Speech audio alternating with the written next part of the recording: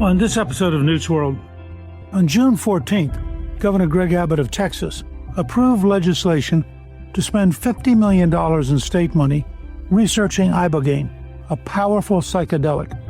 In signing the legislation, he put a spotlight on a drug that is still illegal, but that has shown promise in treating opioid addiction, traumatic brain injury, and depression. The initiative is one of the largest government investments in psychedelic medicine to date. Interest in Ibogaine therapy has gained momentum in recent years, driven in large part by veterans who have had to travel to other countries for treatment, and studies showing the success of the treatment. I'm really pleased to welcome my guest, W. Brian Hubbard, Executive Director of Americans for Ibogaine. He was a driving force behind the Texas initiative, and he is talking to officials in more than 24 states about creating similar programs.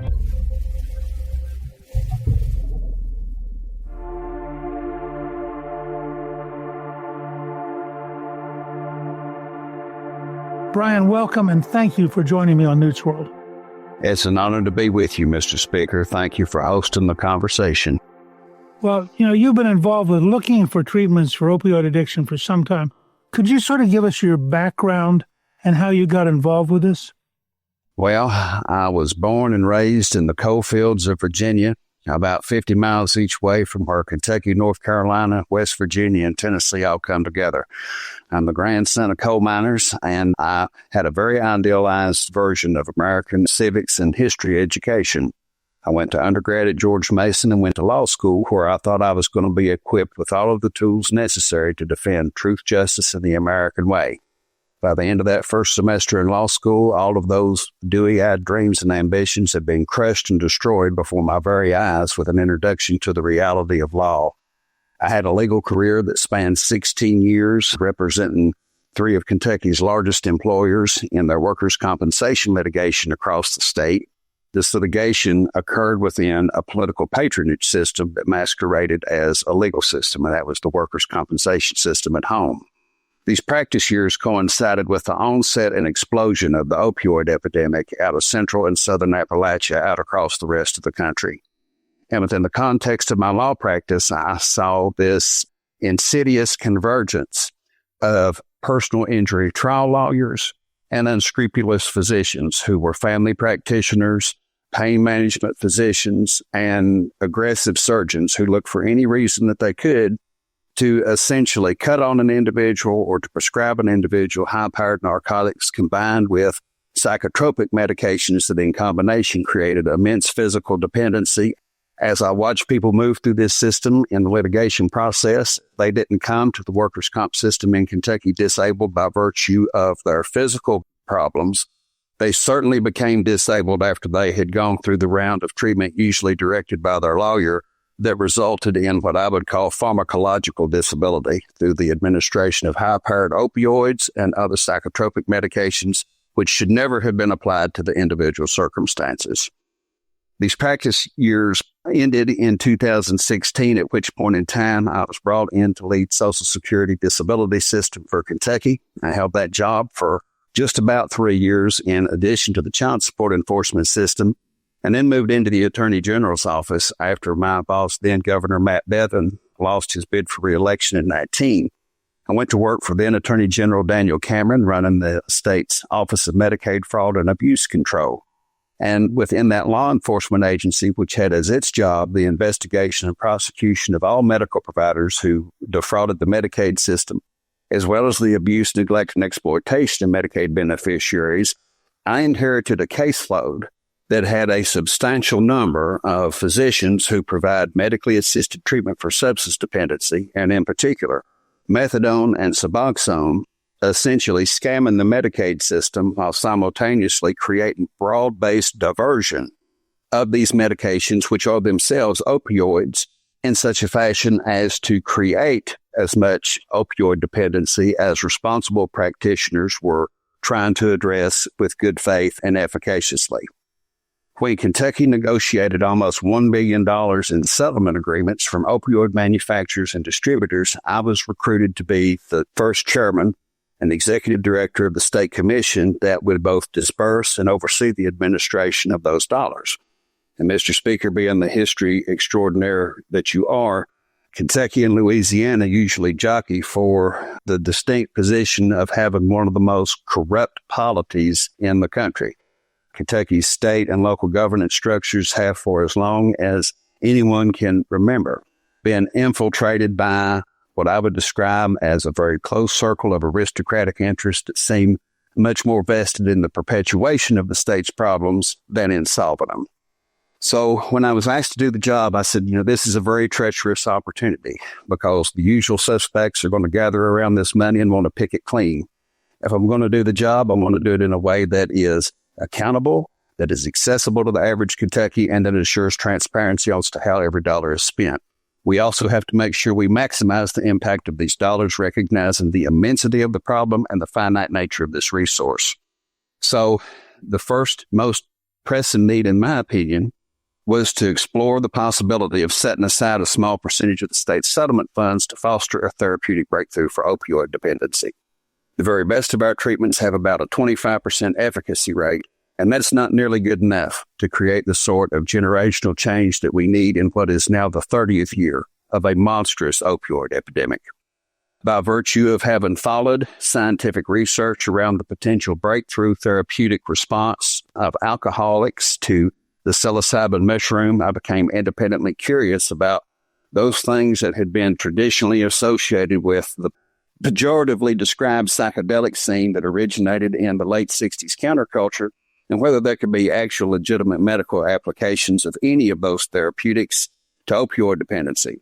On July 29, 2022, I heard the word Ibogaine for the very first time, and that touched off an intensive second full-time job off the books, conducting all the critical examination and due diligence research that I could to determine whether the development of Ibogaine through the creation of a public-private partnership under the Commission's auspices could be Kentucky's Manhattan Project opportunity to lead itself and the rest of the country in a way that could revolutionize substance use and mental health treatment. I became convinced that Ibogaine represented that opportunity.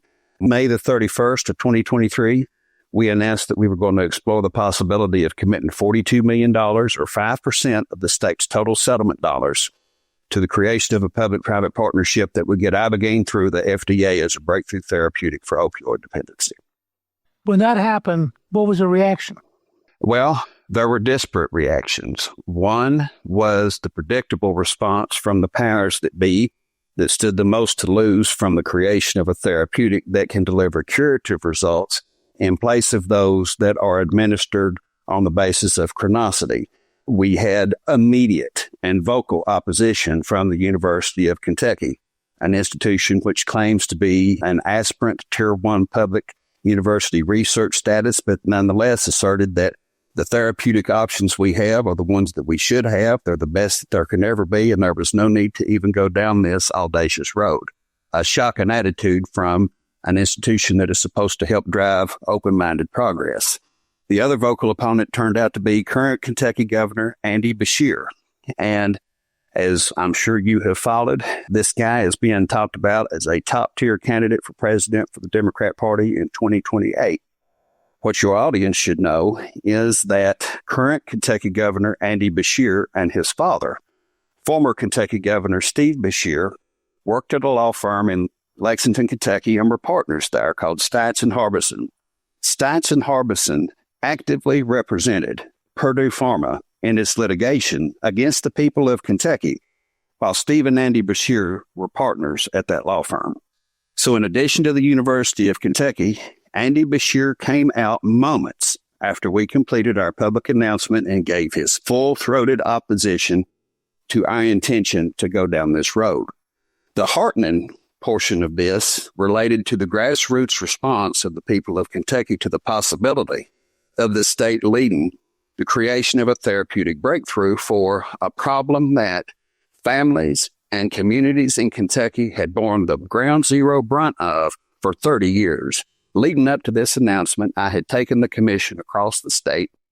We held 20 individual town halls from one end of the state to the other on Tuesday nights at 6 p.m., and these things would go anywhere between 8:45 all the way up to 10 o'clock at night.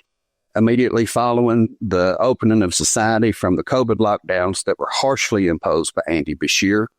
Each of these community meetings began with a 15-minute technocratic presentation around what the commission's role was and how it would do its job, followed by a solicitation of the community's feedback as to how we needed to prioritize their needs before we dispersed this money.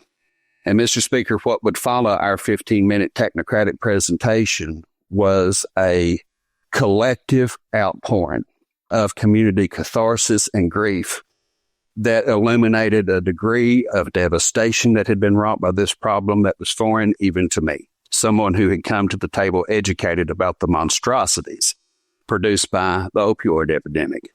The sum total of our community responses were, we have no confidence in the ability of officialdom to address our despair in a way that is either competent or honest. And if you manage to do anything for our community that produces any constructive progress whatsoever, it will be a shock to us. So recognizing that there was profound public cynicism and distrust of officialdom, there was great disappointment in terms of how the existing therapies had failed to yield progress that had been promised as they were deployed, we found a receptive audience within this deeply politically conservative and religiously fundamentalist state among everyday Kentuckians about the creation of a new therapy that could not just sustain someone in their suffering, though prevent them from dying, which is what I would describe as our current options, but could literally create a genuine emancipation medication that has the potential to fully physiologically restore the brains of opioid-dependent individuals impaired by that long-term use, and to do so in a way that comprehensively addresses the whole human mind, body, and soul. And I am convinced that had we been allowed to have this as a public referendum, California style, rather than through a very mechanized process of government matriculation, that proposal would have won in Kentucky 60-40. And by any measure, that was landslide grassroots support. And that is something that I would stand on like a rock of Gibraltar in terms of the reality on the ground. Since you could not go to a referendum, how did the political system react to your idea of finding a permanent long-term cure? I would describe the interest as one of open-minded reserve. The legislature, which is controlled by Republicans and has been for some time, did not make any move to interfere with the prerogative of the commission to explore the deployment of resources for this purpose. And again, the only vocal opposition that we drew was from the University of Kentucky, who had a representative on the commission who protested throughout the process, as well as Andy Beshear, whose Health and Human Services Secretary, a guy by the name of Eric Friedlander, was on the commission and was also consistently opposed to every forward step that we made in this direction.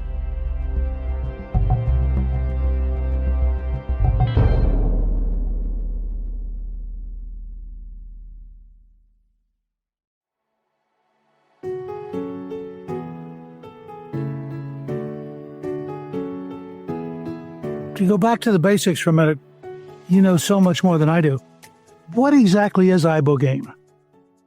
Ibogaine is a naturally occurring alkaloid that is found in 3 West African plants. The one that grows in most plentiful amount is the Volcanga africana. The mother plant is called the Iboga root. It has been used by the Bwiti culture in West Africa for centuries as part of its cultural and spiritual traditions.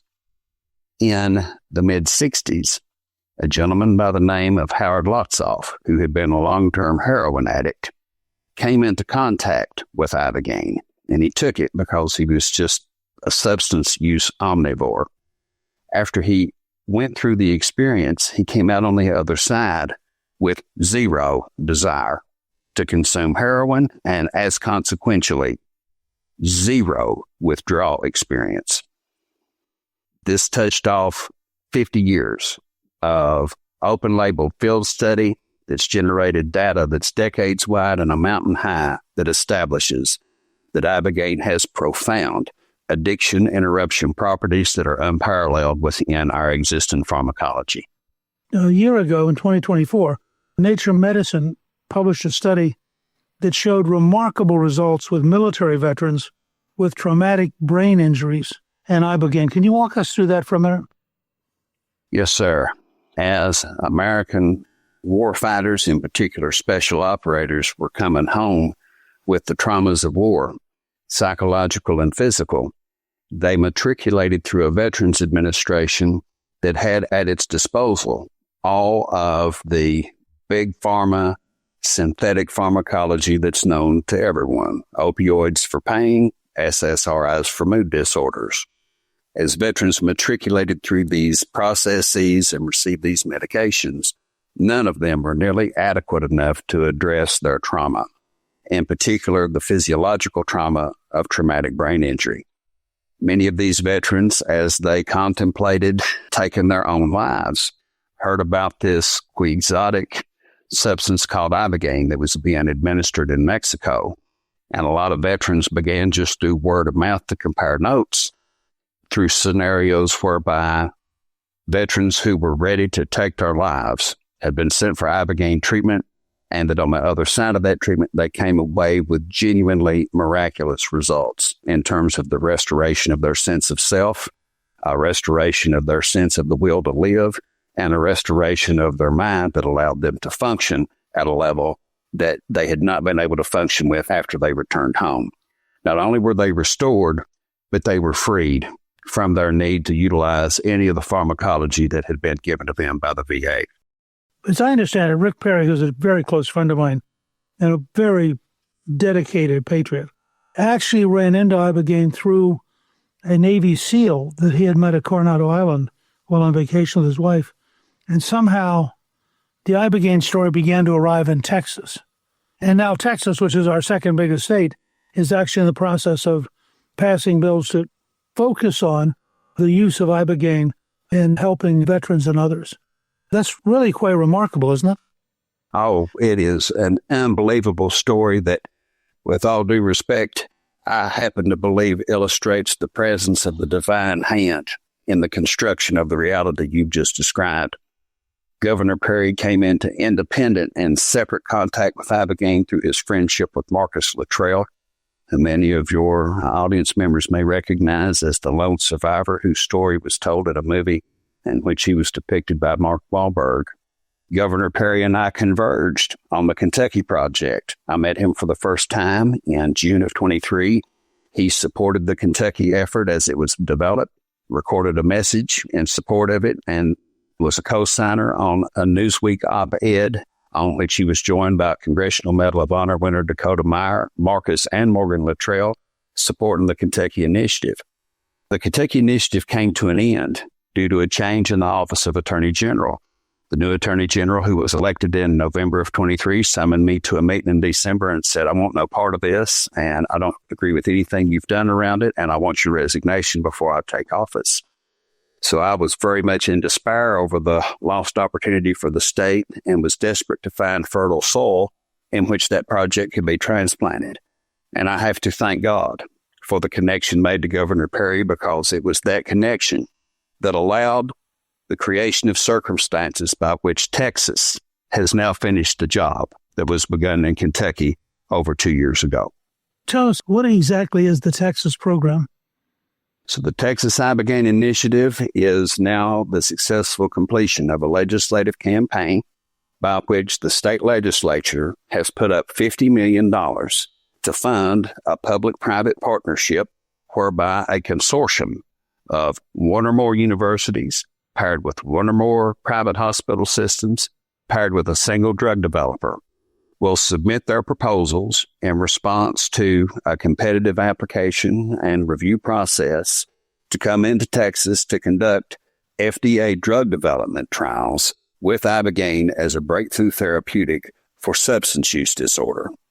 Texas money will pay for the cost of FDA trials conducted in Texas by the drug developer, paired with drug developer's own independent contribution of $50 million through that consortium.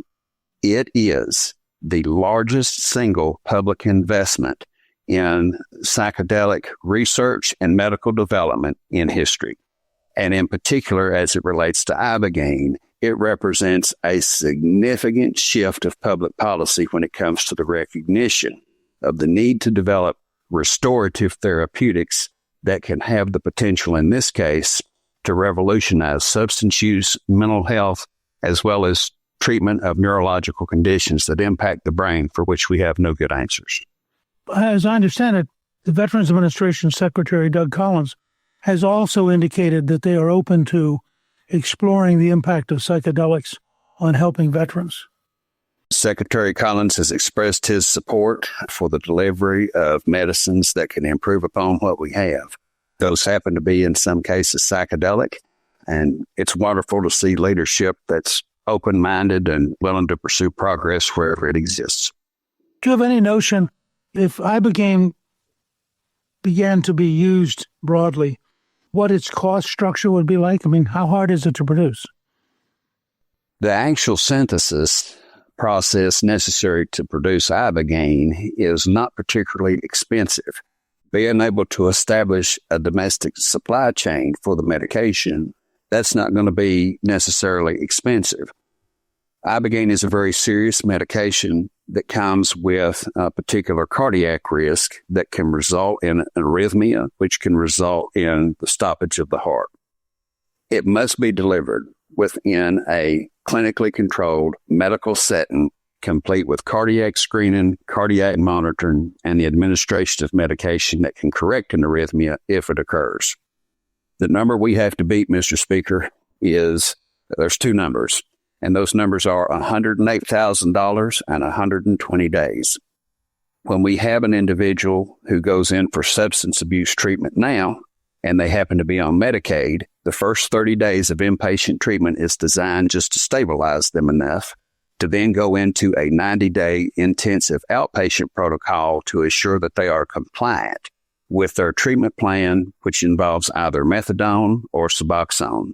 The first 30 days of inpatient treatment in 2022 Kentucky Medicaid dollars is $36,000. The next 90 days of intensive outpatient treatment is $72,000.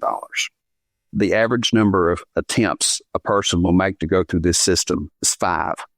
So if we are able to deliver a 10-day inpatient treatment of Ibogaine that essentially restores an individual's brain to the condition that it was in before they ever consumed the first opioid, and do so at a price point that is below $500,000, then the opportunity to achieve immense actuarial savings over time is tremendous.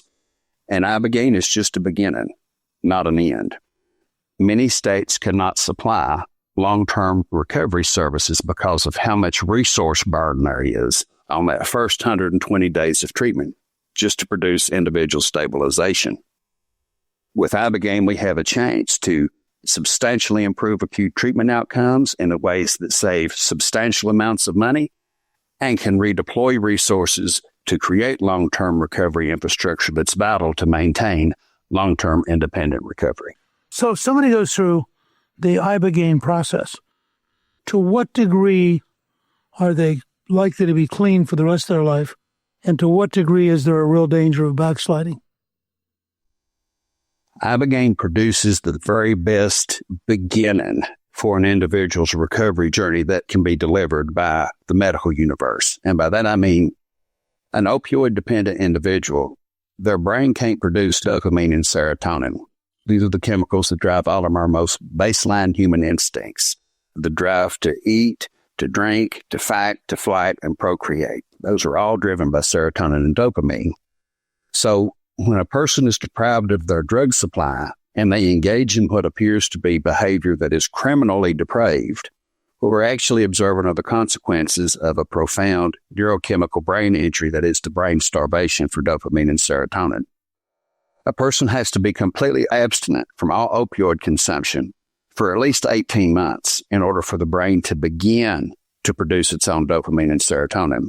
With Ibogaine, you take that 18 months and you reduce it to 36 to 48 hours. And by that, I mean 80% of individuals who get a single treatment have their brain's dopamine and serotonin levels restored to their pre-opioid levels within 36 to 48 hours, thereby eliminating the entire withdrawal experience and creating a genuine physiological restoration of the impaired brain. Now, that is the beginning. Just like any other treatment, an individual whose life has been shattered by the consequences of addiction, who faces a host of legal, financial, logistical, and social problems, must receive long-term recovery support to help solve each of those problems. Because if we take an individual and just throw them back into the maelstrom of a catastrophe, the chances of relapse with any treatment are substantially high. I would add one other component, and that is the spiritual aspect of the Ibogaine experience. Many people who receive this medication, even people who are not believers in a higher power, come away with an absolute concrete affirmation that they are a spiritual being and that there is a higher power in this universe who possesses almighty and unconditional love for them. That is, for me, Ibogaine's most potent attribute. And when you offer that foundation of spiritual significance within the context of medical treatment, you significantly enhance the chances for long-term success, especially if paired with a treatment system that will be supportive of that individual as they make that reconstruction journey.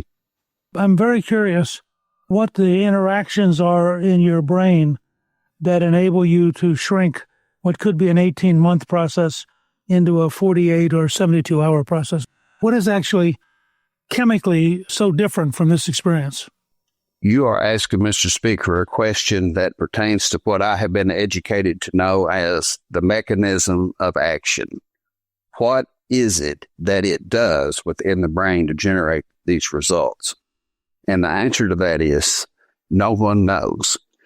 One of the reasons the Stanford study was undertaken was to determine whether there were objectively identifiable changes within the brain to explain these dramatic subjective reports of total remission of what had been years-long suicidality, treatment-resistant depression and anxiety, as well as functional impairments related to traumatic brain injury. And this is really where the revolutionary nature of this becomes concrete.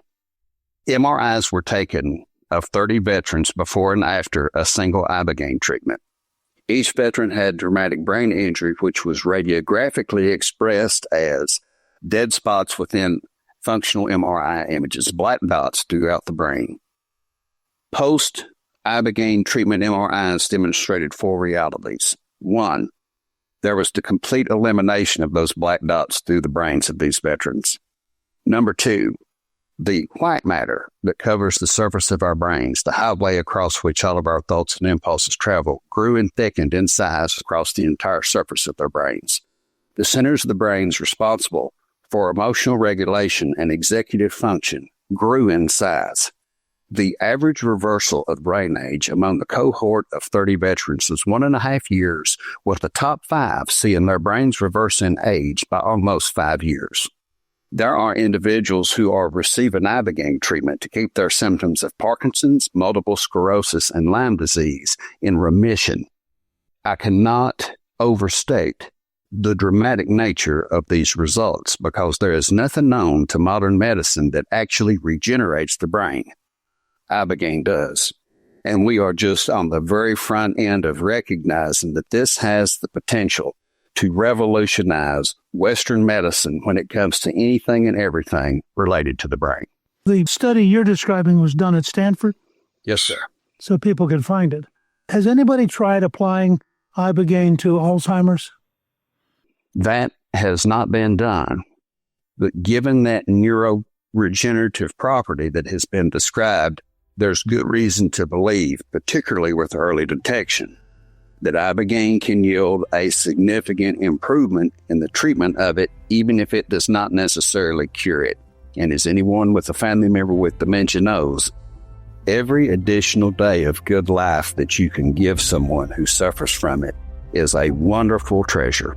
And I certainly believe that we can see that.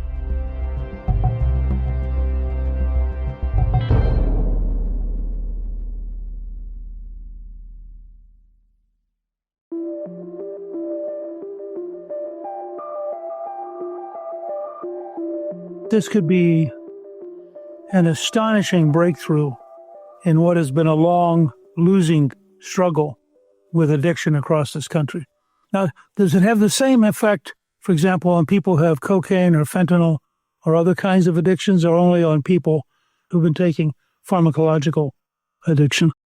Ibogaine is an all-purpose addiction interrupter. The focus of scientific research has been upon opioid dependency because that's where its point of discovery was initially made. However, right now, I was just on a call with a gentleman by the name of Dr. Bruno Rasmussen, who in the state of Sao Paulo is a singular provider who uses Ibogaine to interrupt addiction to crack cocaine, which is on scale of use comparable to what we have here in the United States by way of opioid epidemic. It's effective with opioids. It's effective with cocaine and crack cocaine. It is effective with alcohol. It is effective with meth. And what's so immensely important about that is there is not a single medication of any kind that has any effective impact on meth whatsoever. So you are correct. The opportunity to revolutionize addiction treatment with this therapeutic, it is immense. Well, it strikes me that the whole Make America Healthy Again movement, that this could be a very significant building block in getting us back to being a country that's not addicted. I can't imagine a more timely podcast than to be talking with you about this. Once serendipity becomes a pattern, it is no longer serendipitous. And as I have become individually educated about the genesis of MAHA, its foundational roots, and how all of these individuals with different experiences but with common themes have converged, it is surreal. Insofar as Governor Perry and I have participated around this issue and can bring it to a MAHA movement that is absolutely bent in the direction of free an American society from the exploitation and monetization of human suffering, then we are all in. As I understand it, both Mexico and New Zealand are using Ibogaine already. What's their experience like? So you have clinics in Mexico, most of which have been set up by Canadian or American expats who have recognized and know what this can do. The overseas treatment infrastructure is very much a checkerboard of quality. You have some who know exactly what they're doing and they do it right. And then you have others who are playing with fire. New Zealand has infrastructure there, but it is not at scale. So the opportunity that is presented with Texas is to create that beachhead for Ibogaine within the United States and to demonstrate how you do it safely, efficaciously, and at scale so as to make sure that there is the provision of access to anyone who needs it. And given how much money that we are spending on a 75% failure rate, I can't imagine that there's any reason why, if we are honest and transparent about how we do this, that we can't assure universal access in a way that takes a significant burden off of our systems and families that suffer without effective answers. We currently have a sick care system when we need a health care system. And the goal has to be to get you back to health, not to maintain you in sickness. And this strikes me as a perfect example of that. This is very, very exciting to me. What do you think is the possibility that Ibogaine will actually get approval from the FDA? One of the things that we did in Kentucky was conducted a hearing on this very question. And within that hearing, we had two FDA officials at the time. One was the Scientist General for Controlled Substances Research, and the other was a member of the FDA's Advisory Board of Neuropharmacology. Through their testimony, they expressed the fact that for the FDA, question around Ibogaine is whether those risks that are attendant with its administration, the cardiac risk, can be safely mitigated. And as long as the answer to that question was yes, there's no reason why the FDA would not approve Ibogaine treatment. Now, I'll go one step further. Within the psychedelic universe, the reality is with many of these medications, there is a notorious history of recreational use within left-wing drug culture that has created a significant amount of stigma around their application to legitimate medical conditions. Ibogaine is blessed with no history of recreational use in the arcana of American memory because it's not a recreational substance. It's a very serious medication. For everything that has a recreational application, there's a significant street economy, whether that's cocaine, whether it's heroin, you name it. If there could be fun with it, there's a street economy for it. There is no street economy with Ibogaine. The Ibogaine experience is very physically challenging, and it's not one that people seek out. And that's why people have never heard of an Ibogaine rave. They don't exist. That lack of recreational abuse potential, I think, is a significant strategic advantage Ibogaine has, in addition to its very unique neuroregenerative properties that we're just now beginning to understand. I would think, and I'd make this argument very strongly, to the degree that you're describing these successes and to the degree that we've seen, for example, with traumatic brain injury, these successes, the FDA has to balance risk against certainty. If you have a traumatic brain injury and we don't give you something like Ibogaine, you will permanently have that injury. Therefore, there's a downside to not taking the risk of, in a controlled environment, being aware of the heart concerns, trying to see if we can't give you your life back. What can listeners do to support the mission of Americans for Ibogaine or to get involved in advancing access to new treatments? Sir, as you know, any successful shift in American politics is downstream from a shift that occurs in culture. And what I would ask your listeners to do is go to americansforibogaine.org. It has an Instagram presence. Governor Perry and I recognize that there's one of two ways that you win culture and thereby impact the politics. You can either do it through the broad-based dispersal of money, which we don't have, or you do it through the broad-based dispersal of illuminating information that can activate, galvanize, and motivate a broad-based cultural movement to advance progress. We aim to shepherd a broad-based unity opportunity that involves the creation of a diverse coalition with the common value of seeing this emancipation medication be fully integrated into the U.S. healthcare system as expeditiously as possible. This is the Manhattan Project of our time, and anyone who is hearing about this, I would encourage them to engage the organization, follow on social media, get the word out as to what this is and what it can do to lift up those who are living at the end of hope. And as we move into other states starting in January of 26, leverage those networks of voices to make clear that we are going to demand responsive leadership that supports the integration of Ibogaine into the U.S. healthcare system as expeditiously as possible. I can assure you, Brian, I'm so inspired by this conversation that I'm personally going to be strongly engaged in moving the idea around and getting people to look at it. And you're really doing something which will, over the next generation, save several million lives. It's amazing. Thank you, sir. And just to know that you are willing to engage as you describe, as I said before we got online, I've been an admirer of yours for a very long time. And Governor Perry and I welcome your enthusiastic participation in whatever way you want to give it. Good. Well, listen, I want to thank you for joining me and giving all of us an insight on Ibogaine and its potential for treatments. And I want to let our listeners know they can find out more about Americans for Ibogaine by visiting your website at americansforibogaine.org, which will also be on our show page. So thank you so much for joining us. Mr. Speaker, it's been an honor and a privilege. Thank you, sir. Thank you to my guest, W. Brian Hubbard. You can learn more about Americans for Ibogaine on our show page at newtsworld.com. Newt's World is produced by Gingrich 360 and iHeartMedia. Our executive producer is Garnsey Sloan. Our researcher is Rachel Peterson. The artwork for the show was created by Steve Pendley. Special thanks to the team at Gingrich 360. If you've been enjoying Newt's World, I hope you'll go to Apple Podcast and both rate us with 5 stars and give us a review so others can learn what it's all about. Right now, listeners of Newt's World can sign up for my 3 free weekly columns at Gingrich360.com/newsletter. I'm Newt Gingrich. This is Newt's World.